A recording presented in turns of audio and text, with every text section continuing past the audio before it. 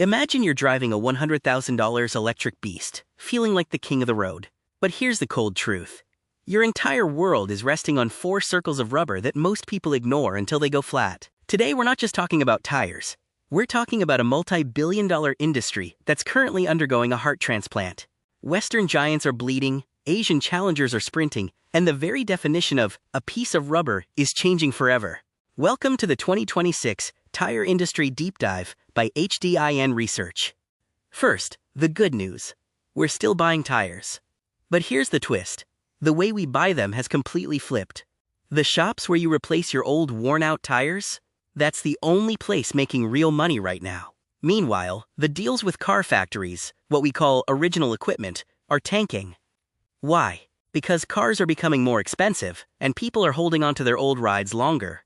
But look at this. If your tire is smaller than 18 inches, you're basically selling a commodity. The real gold mine? It's the big, fancy, high-performance tires that now own 60% of the industry's profit growth. It's go big or go home time. Now, let's talk about the elephant in the room, or rather, the crater in the pocket. Goodyear just reported a loss of $1.7 billion. To put that in perspective, that's enough money to buy every single person in a medium-sized city a brand new Tesla. This isn't just a bad year, it's a structural nightmare. While they're trying to close old, expensive factories in Europe and the US, the pension ghosts and legal fees are eating them alive. They're running a marathon with lead weights tied to their ankles. So if the old way is broken, what's the new play? We're entering the pivot. This is the moment where tire companies stop pretending to be rubber cooks and start acting like tech startups. Who's actually winning the "who's got the most lunch money" contest? Look at Hankook from Korea. They're bringing home a 21% margin. Compare that to the Western incumbents who are struggling to stay in the double digits. It's not just that they're cheaper, it's that they've built a machine that's leaner and faster. In this race, the giants are getting lapped by the agile sprinters from the East. Efficiency has a new name, Nokian. Their new factory in Romania isn't just a building, it's a carbon-neutral fortress. Each employee there generates nearly $400,000 in revenue. That's like one worker producing enough value to buy a luxury condo every single year. When you automate the boring stuff and cut out the carbon, the profit follows. Continental has built a moat around their castle, and it's made of 18-inch rubber.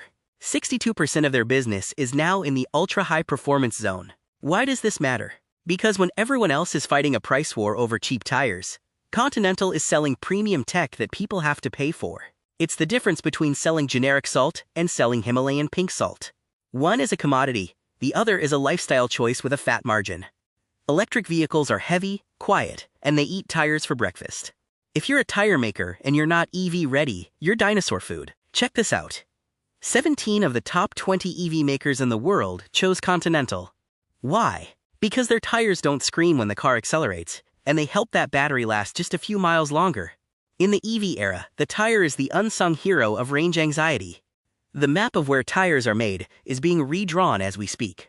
We're seeing a great migration. Legacy plants in Germany and the US are locking their gates, while massive high-tech hubs are exploding in places like Chongqing in Thailand. This isn't just about cheap labor, it's about being where the cars are actually being built.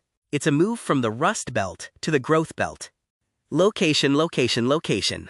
Asian players like Bridgestone and Hankook have built a manufacturing fortress in the Asia-Pacific hub.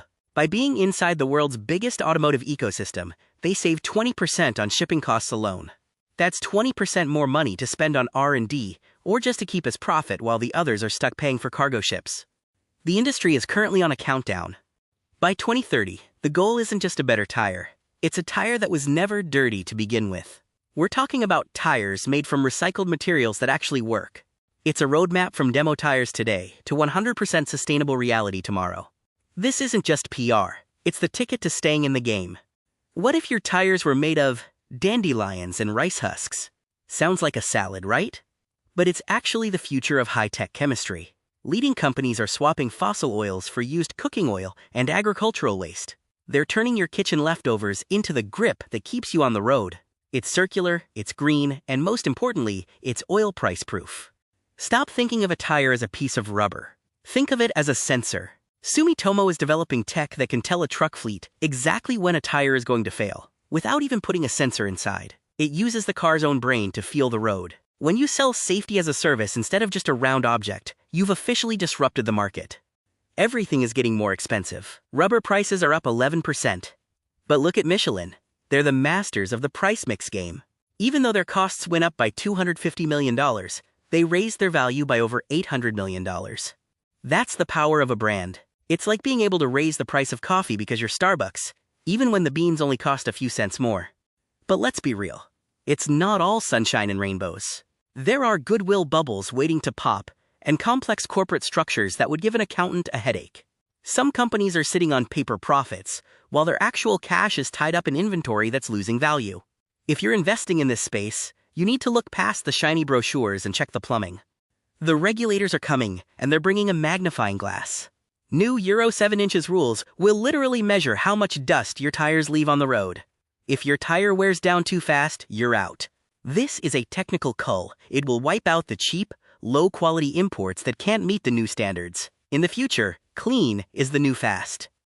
So where are we heading? By 2030, the tire company of today will be the mobility service of tomorrow. They won't just sell you a product, they'll sell you a guarantee that you'll keep moving. To wrap it up, who's going to survive the Hunger Games of the tire world?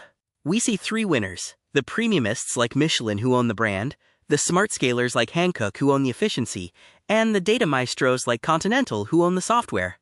If you aren't one of these three, you're just rolling toward a dead end. That's the state of the road in 2026. If you want the full dataset, the proprietary models, or the deep dive into specific players, you know where to find us. Drop a comment, hit subscribe for more industry intelligence, and reach out to HDIN Research for the full report. Drive safe and stay smart.